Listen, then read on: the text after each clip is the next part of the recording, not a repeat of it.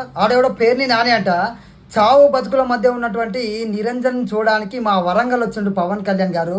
దానికి వాడు ఆ చిన్న పిల్లాడు చావు బతుకుల మధ్య ఉండనే మానవత్వాన్ని మర్చిపోయి వాడెవడో రమ్మన్నాడంట తెలంగాణలో పోయిండు పవన్ కళ్యాణ్ అని చెప్పి నోటికి వచ్చినట్టు వాడు వీడని చిన్నోడి గురించి మాట్లాడుతాడు.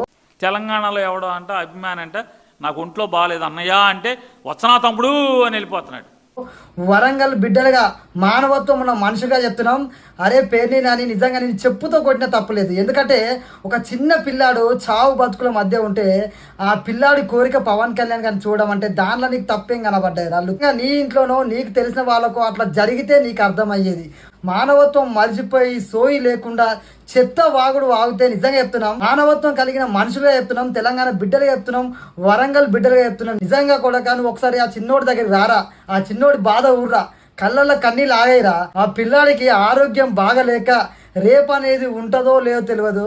అలాంటి పిల్లాడిని సంతోషపెట్టడానికి, అలాంటి పిల్లాడి కళ్ళల్లో ఆనందం నింపడానికి పవన్ కళ్యాణ్ గారు తనకున్న అన్ని పనులు పక్కన పెట్టి ఆ చిన్నారి కోసం టైం కేటాయిస్తే నీకు దాంట్లో తప్పేం కనపడ్డది రా లుచ్చా.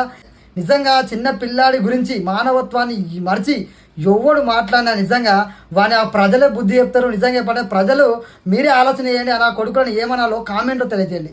జై హింద్, జై తెలంగాణ.